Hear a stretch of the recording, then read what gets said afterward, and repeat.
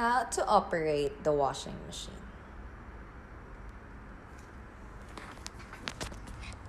First, make sure that the washing machine switch is on. So the washing machine switch is located where the microwave is. And then press the on button. Choose the program you'd like to use. So quick is this one.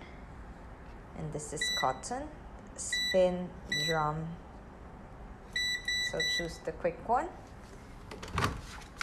Load your clothes inside. Load the detergent here. And then press the start button.